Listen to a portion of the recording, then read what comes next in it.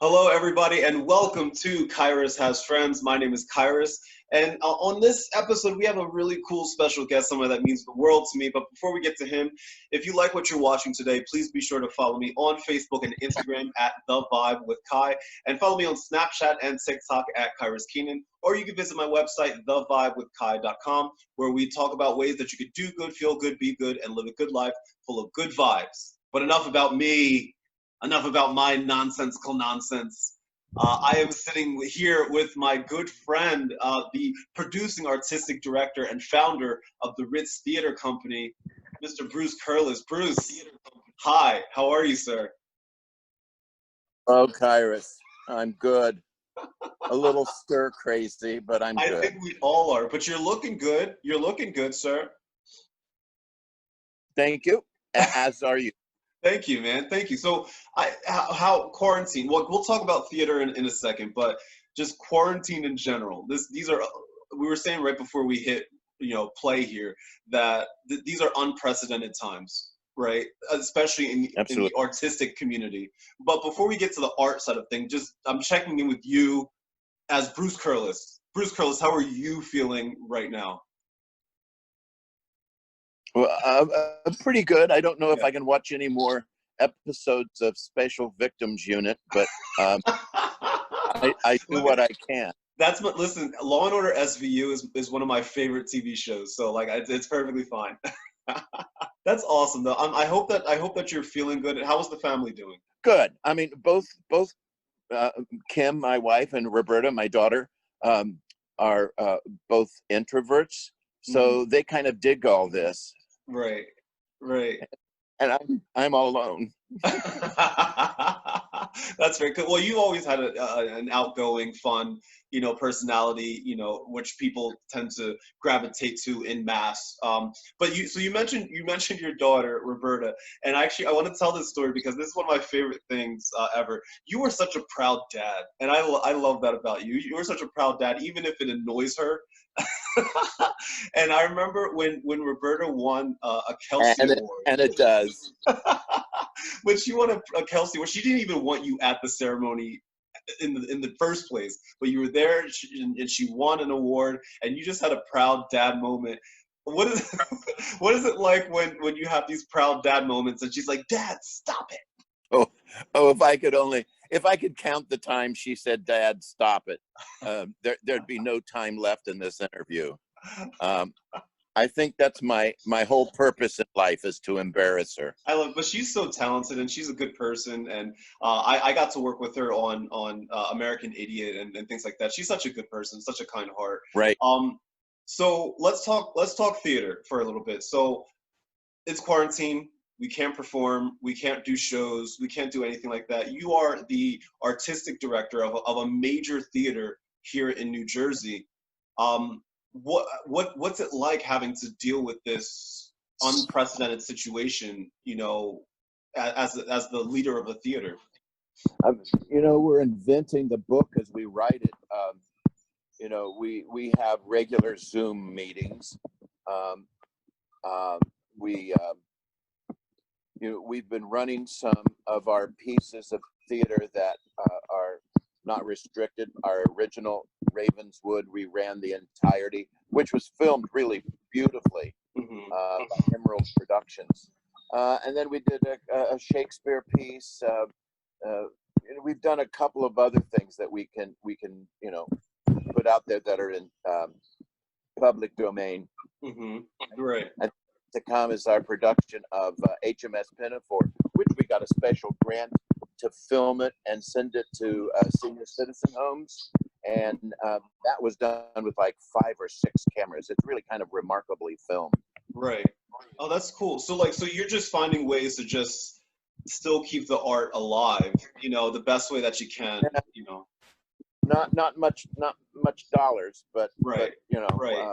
And that, I think that's the scary part, Bruce, not just for the Ritz, but just for theaters around the world right now, because I feel like when things get back to quote unquote normal, there's going to be budget cuts and things like that, and usually arts is the first thing to get cut, and that's so scary and disappointing what do you think life will be like for theaters after this thing is said and done? Well, I think it's going to be a good while before we see anything that represents what we used to know. Um, I mean, they're telling us that, you know, you have to have a 50% capacity or 30% capacity. I mean, these are the things we're kind of surmising from neighboring states. Mhm. And I don't know how much we can afford, you know, on a 30% capacity. And we don't know what our leasing houses are going to rent properties to us for. We've been asking, but they don't have any answers either. They've never done this. Right, right. Oh, I wish I knew what it was going to be like. Then we could make a plan. Right. You know, I say this to people all the time. The one good thing that I'm really excited about is that, well, there's two things. Number one, I do believe that there's going to be a renaissance of art that comes from this. You know, from theater to movies to books to just a whole renaissance of art, because people are spending this time to create, which is really nice, and to kind of think outside of the box. So that's a good thing. The other good thing that I think about is when things do get back to normal, when you put up that first show at the Ritz where like things will be kind of normal, I think that'll probably be one of the best shows that the Ritz has ever done, because people are going to be fighting to perform again and to sing and to dance and to do all of that. What do you feel optimistic? Like, even though things are a little uncertain right now, do you feel optimistic for where things can go from here? Oh, absolutely. I mean, yes, of course. I'm full of hope. Hmm. I'm full of faith. This is not the first bad times we've had, Hmm. so we're kind of good at coming through storms. I just wish I knew. I wish I knew more, Hmm. and every day we learn a little bit more. I pray for the scientists that are working to develop a vaccine, because that world. I think people will be more comfortable, you know, going out in public and things like that. Because I know for some of the theater boards that I sit on, where we had these conversations about what comes next, you know, the fear is like, okay, even if, you know, we are allowed to perform, you know, you were talking about things being at 50% capacity. Well, that means that we're not going to be able to have the same sets or the same, you know, staff or the same cast, or because it's just not going to be financially viable to make that happen. Within the people that you talk with every day, you know, is there a feeling of, okay, we're just going to have to cut back on the way things are, you know, like the things that we're getting used to? Is that what people are saying for you? Well, yes, I think, but at the same time, once we get back to whatever degree, people are waiting to see the whole theatrical experience. They know how to do Zoom. They know how to set up your plants so they look good in the background. We know how to do all those little things, but I Uh-huh. mean, why they come to us is for the big things. I mean, it may be simple, it may be skeletal, but it's got to be fully produced, I think. Right. So I don't know. I don't know.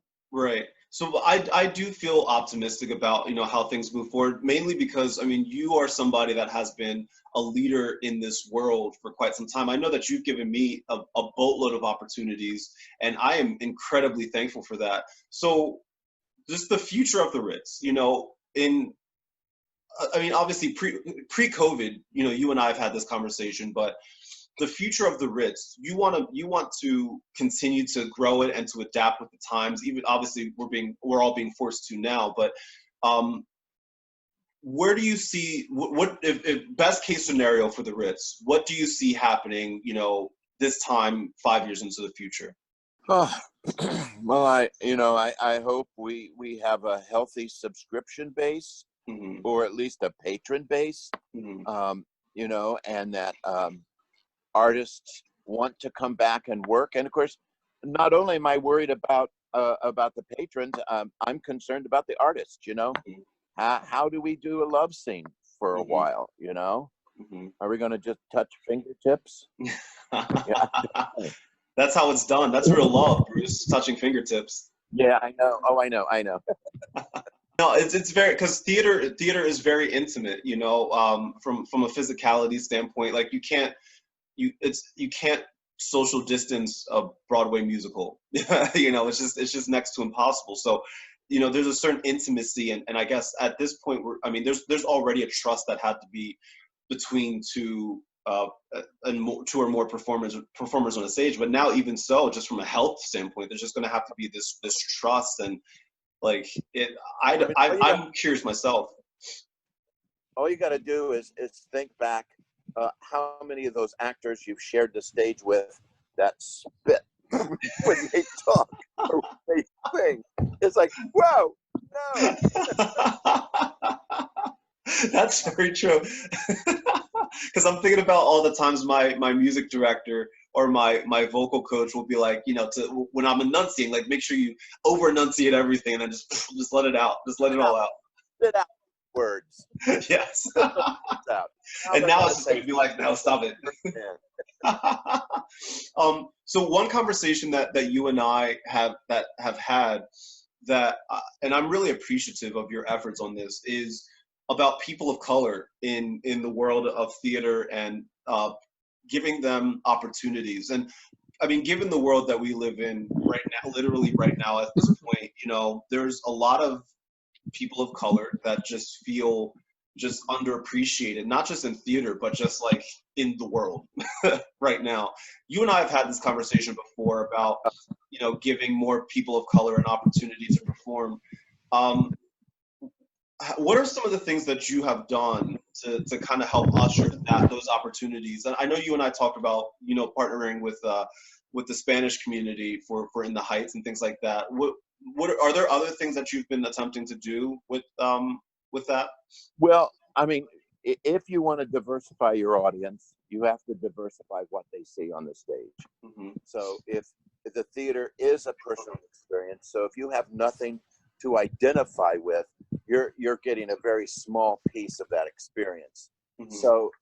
So I guess from the ground up, you need to always have your eye on diversity to include the whole community, and that's a good thing for marketing too. Mm-hmm. Why should you market to only a small part of your community when you can market to the entire community? So we try to see representation on our board, on our stage, on our staff, and you know, so we plow ahead, you know. Yeah, and you've been an advocate for that, because, you know, so you gave me the opportunity to direct The Wiz at the Ritz, which was an incredible experience. So much so that a lot of the people that were in that cast and crew, like, we're still very much close to this day. Like, we did our own little Zoom reunion meeting not too long ago, and we're still very close to this day. And theaters taking risks on shows like The Wiz that requires an all Black cast, you know, that never happens. And then, if I'm not mistaken, you can correct me if I'm wrong, but I believe that production of The Wiz ended up becoming the highest grossing show of the season. Am I correct there? Yes, that's true. That's true. Mm-hmm. And I hope, and that wasn't the first time. Mm-hmm. Back in, I think it was 2007, we did Pearly, mm-hmm. which is an all Black cast except for two. We've done Raisin in the Sun, Fences. So, you know, I think we've done a pretty decent job of trying to be inclusive, mm-hmm. and you can always do a better job. So, you know, and that's what we have to do. We have to always. Yeah, I appreciate you taking the chance on me and my vision for The Wiz, and it really did mean a lot. And I've met some lifelong friends because of that experience. And I know that there are some people that perhaps that was their first time performing at the Ritz that are now, you know, Ritz fans that can't wait to come back and perform at the Ritz again once this is all said and done. Oh, I hope so. I hope so. Yeah, and I have no doubt about that. One of the things that I do whenever I'm interviewing somebody on here is I tell them just some words that just kind of remind me of them. So I wrote down some words for you. And what we just talked about actually leads into the first word, and that word is inclusive, because you have always been somebody that went out of their way to make sure that as many people were involved in something as possible. And I respect that, because like you can't, there's not a lot of people that you can say that about. And the other thing that I wrote down was just a heart full of love, you know, because like you are so funny and kind. You have been nothing but sweet to me, and you are just so passionate about the this success, not just of your theater, but of the people that are around you, that work for you, that perform on that stage. And like that's rare, man. I'm so blessed to have somebody like you in my life, Bruce. Like legit, I mean that. No, thanks, Kyrus. The feeling is mutual. I appreciate it, man. Honestly, thank you so much. And I mean, if there's anything that I can do, you know, to help the Ritz, or to get the word out about something or anything like that, like please don't be afraid to let me know. You have my phone number. Give me a call, and we'll chat. As always, I'm here to support, man. Great. Great. Yeah. Cool. Nice to chat with you. We should do this Yes. more often. I agree. I agree 100%. Bruce, thank you so much for sitting with me. Everybody else, if you enjoyed this chat, please be sure to follow me on Facebook and Instagram at The Vibe with Kai. You can follow me on Snapchat and TikTok at Kyrus Keenan, and you can follow my website, thevibewithkai.com. Bruce, my friend, mwah, thank you so much. I appreciate your time. Everybody else, good vibes.